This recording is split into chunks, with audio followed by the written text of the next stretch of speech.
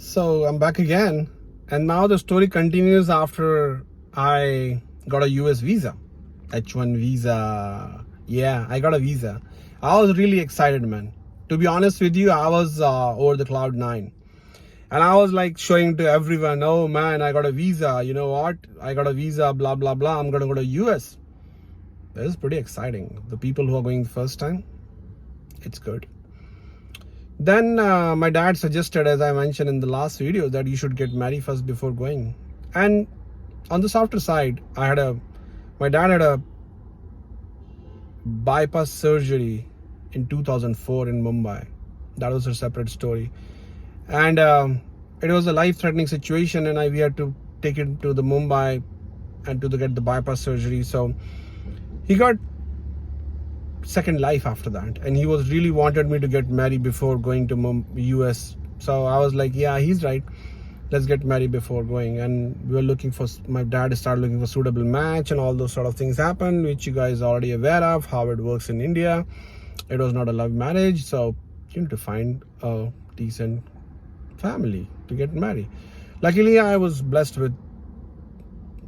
to have a really good in-laws and family, which my parents and helped me out fund with relatives help and all those sort of things.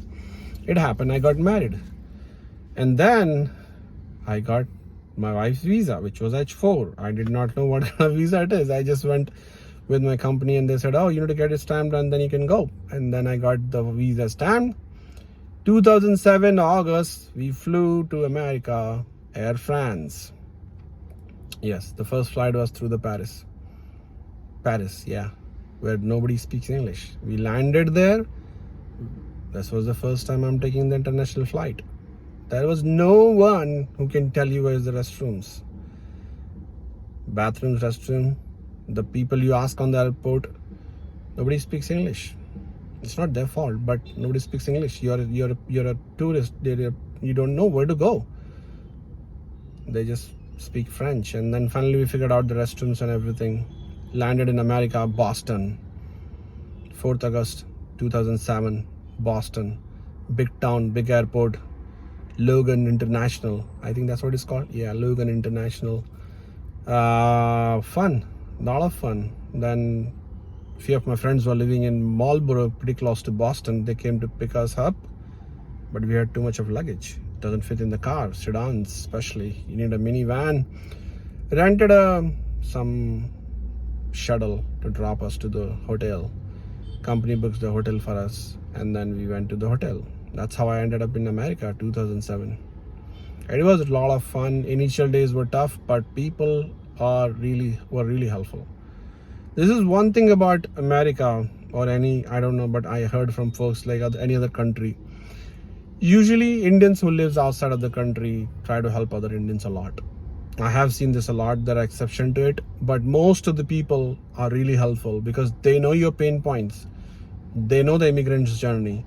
They know where you're coming from. They know what you're looking for, and they know exactly how your life is different here. So we lived in Boston for 3-4 months, and then the company moved us to North Carolina.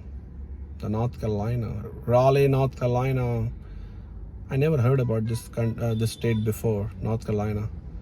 That was like 2007, landed there in Raleigh. It was like a very small town. And I used to live in the city called Morrisville, North Carolina. I lived there for 15 years. It took us a lot of time to pronounce Morrisville as Morrisville, because we were like Morrisville, Morrisville, Morrisville, or whatever, right? And then we heard from the locals it's Morrisville. Okay, that was a fun story, yeah. So, lived there. Always lived in apartment because always had a plan to go back to India.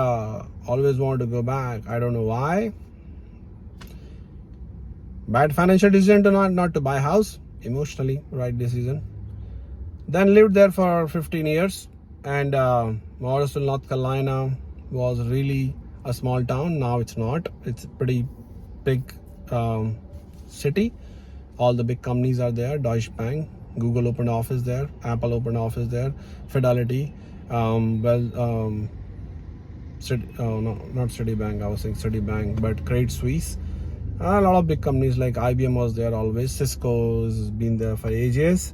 So all those big companies are there now. It's a big city. So it was a lot of fun initially. It was a small town, but we get to miss the vibes, like the big town vibes. Like you don't see people on the streets and everything. You need a car for everything. All those sort of things were there, and then we were like, okay, this is what it is, and we got used to the life. And then 2008 happens, and people were laid off left and right from every single company. I visited India for my brother-in-law's marriage at that time in 2008 November. When we came back to America, I told my wife not to open the bags because we don't know where we need to go back, because everybody was going back. There so many job losses were happening. Being on H1 visa, you don't have much choices to get the job, right? So I was like, if I don't get a job, we need to go back. So we were ready. We were ready to go back. Luckily, survived through the recession. Worked there for a few years with Partney Computers, contracting for Fidelity Investments. And then 2010, when the market was a little better, I switched the job and joined another company, and then came back to Fidelity again as a full-time into 2011, 2010, whatever. Yeah, so this is how I switched a few jobs, lived in North Carolina.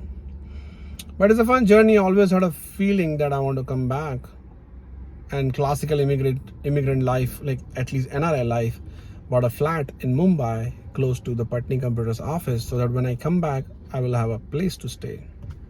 Again, classical middle class NRI life, that I want to stay there when I go back. So it was a lot of fun. America is a really beautiful country. It gives you a lot. At the same time, you're out of the country for so long, you have to pay the cost of that. So it happens, and then kids happen. First daughter came 2010, and then we got busy in that, and then we got busy in the job and career and all those things, got some promotion and all those things, moved a little bit up in the ladder, started making a little bit more money, and then more expenses. 2015, second kid came. Then we had a plan to move back again. Then I started struggling, thinking about all those things. People were suggesting all different kind of things. Do you really want to go back? You have 2 daughters. Should you go back? There are a lot of stories about these things. Girl child being in India, this, that, blah, blah, blah. I was never convinced with all those stories, to be honest with you. India definitely have some problems. It doesn't mean US doesn't.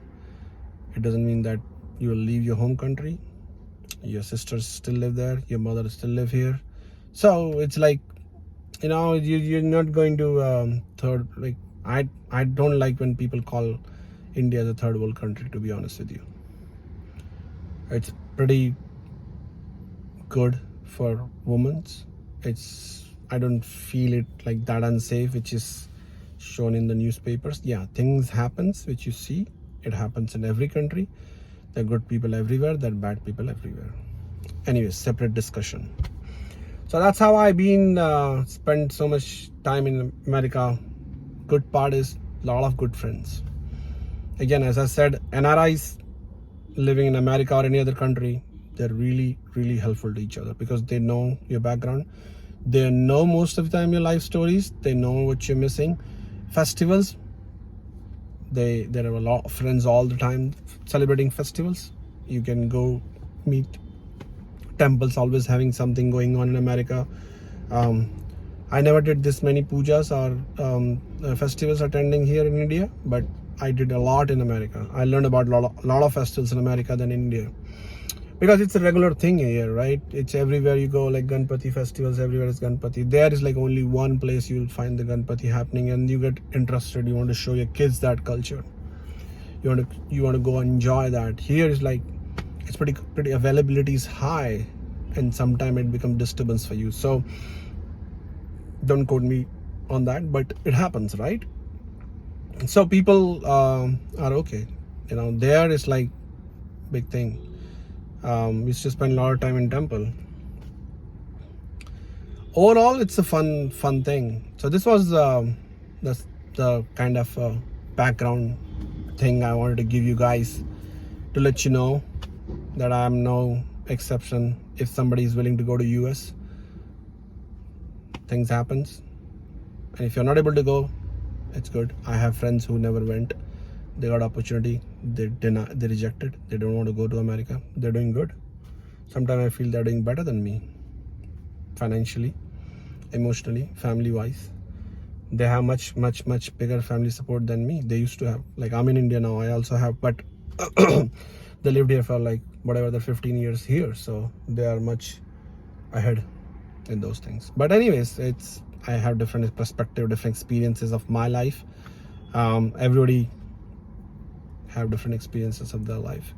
So this was the second part, or maybe third part, I think, about my background, how I went to America, what I did, why I want to come back. I'll cover the next videos, few things when I was coming back, the roadblocks I hit. And yeah, I made a decision. I backed out. Yes, I backed out twice. I backed out twice. Why I did that, how I did that, how that happened, what was the thought process, I'll share with you. May be helpful to you. So in next video I'll do that. Thank you very much.